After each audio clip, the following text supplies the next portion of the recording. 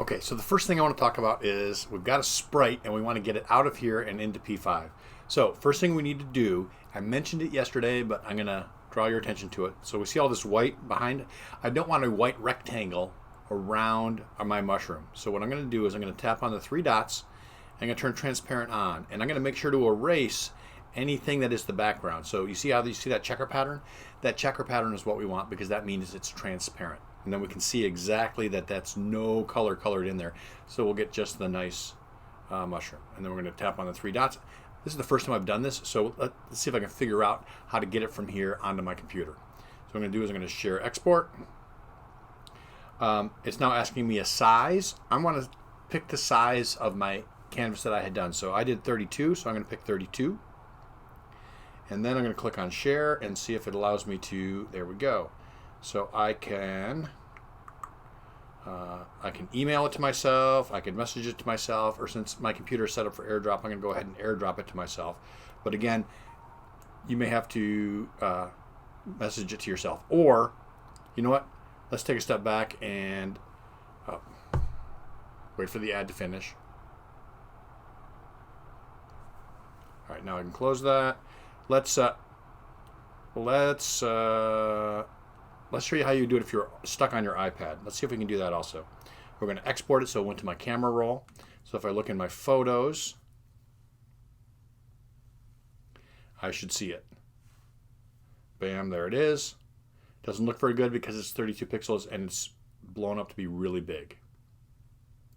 All right, so we're going to get out of that, and then I'm going to go to Safari. And you can see I was looking at my reference earlier. And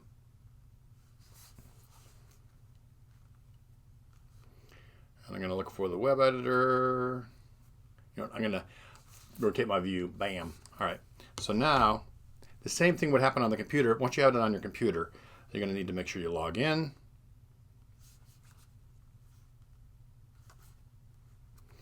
And then I'm going to go file. Let's go with the new sketch for now. Okay. So over on the left side here, right above the line numbers, you'll see there's a little arrowy thing right here. You're going to hit that, and then we're going to tap on the little drop down, and we're going to say upload file. Oh, there we go. And I'm tap in that window, and then I can go to my photo library and get my mushroom.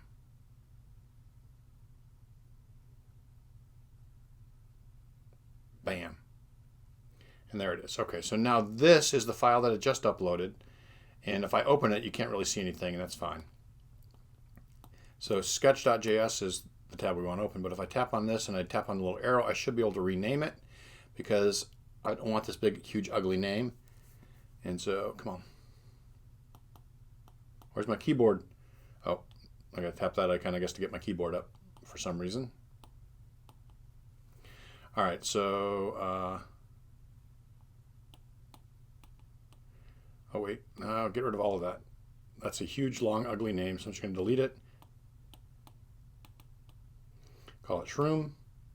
Not so bad. That's how I get it into P5, even on my iPad. All right, I'm going to jump over to the computer because it's a little easier for me to type on my computer for making these videos. So, on my computer, I'm going to do the same thing that I just did on my iPad. I'm going to tap on the little arrow. I'm going to say upload file. I'm going to find my file, which is in my downloads. And I'm going to choose it. Good to go. All right. So then here it is over here. I'm going to go ahead and rename it by clicking on the little drop down arrow. Rename. I'm going to highlight all of this and get rid of it. I'm going to call it Shroom just because. And then go back to my sketch, and then now I can close this. So far, so good. Now we got to figure out how to add an image. So if we look in the reference, we see first we have to create a variable type. We're going to create a variable that we name. We got to give it a name. In the example type, they call it an IMG, but you could call it anything. And then we load. So this declares the variable. Then we have to initialize the variable using our load image function. All right. So if I go back to here, And you'll notice they put it in a function preload. You don't necessarily have to do this, but if you do a preload function, that will ensure that any media that you load, if you let's say you got a bunch of pictures or you got sound files that we might eventually add, it'll make sure that that's all loaded before setup runs. If you don't have a preload function, the program could already be going before your media is fully loaded. Okay, so if you wanted to, you could use the preload function, but you don't have to. I'm going to show you right now not using the preload function, and then we can add that in. So I'm going to create a variable, and what do I want to name my sprite? I'm going to just call it shroom. And then in my setup, I'm going to say, and I can't do this at the top, I have to do it inside of a function. Shroom gets load image. Now I've got to type in the name of the image, which is why I wanted to rename it. So if I come back over here, you can see how it's written there. So I've got to do, I got single quote, I'm going to type shroom.png. Now this will grab that image and load it in so I can use it. So right now you saw when I ran it without that, I had an error. If I run it now, I should get no errors because it found that image. Now if I had typed this differently, let's say I did a lowercase s here, it doesn't know what that means. Oh yeah, there's my error. So I got an error. It's saying I can't find that file because this file doesn't exist. The file is actually a capital S. Not so bad. Now to draw it on our screen, we just use the function image. And then we have to tell it what image we're loading, and we're loading this, okay? You know what, I'm going to change this. I'm just going to change it to Sprite. I want it to be a different name than my file, just so we don't get confused. So I'm going to type the name of the variable and its X and Y position. So I'm going to put it in the center of my canvas, and now when I run it, there's my little mushroom. Okay, not so bad. And that's the size, right? I could add a length and width parameter also if I wanted to. I could make it bigger by saying this is 50 by 50, but then you can see it kind of looks fuzzy. So I generally like not forcing it. I'm just going to do this, and then it'll be whatever the dimensions were. That's what it is. Not so bad, right? And then I could also do the whole let x get 200, make this x. You know, I'm going to make this 0 so it moves all the way across my screen before it vanishes. And then I could say x gets x plus 1. And bam, we can use it just like anything else. Okay, not so bad. Now, let's think about where it's being drawn from. So I'm going to go ahead and put this back at 200. And now I'm going to also draw an ellipse at 200, 200. I'm going to make it also the same size as my image, which was 32 by 32, just so that we have comparison. Huh. How do you think this works? So that's what an ellipse looks like. Let's draw a rect.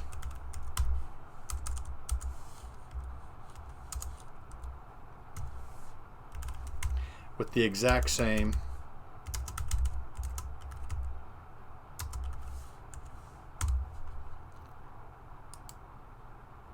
So, a couple of things I want to point out.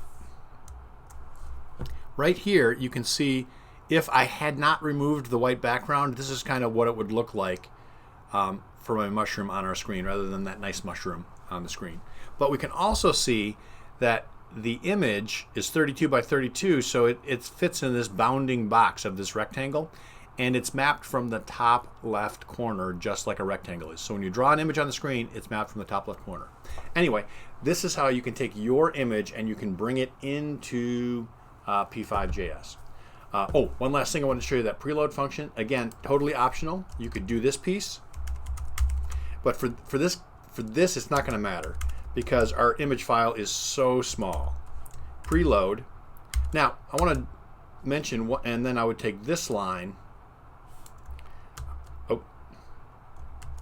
I take this line out of here and I put it up into our preload function,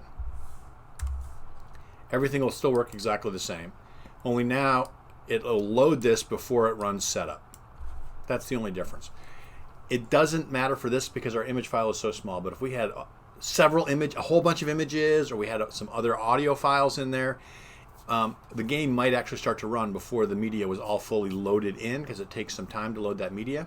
The preload will stop all of that from happening until after. One thing to note, preload is a single word, which is why the L is not capitalized. We only capitalize the second word, okay? This is a mistake that trips up a lot of students that I've seen. So anyway, I just wanted to mention the preload function. Again, you don't necessarily need it for this. It's kind of best form, but for this it won't matter if you just do the loading the image in the setup instead. Load this image, and then we're going to talk about what we're going to do with our game.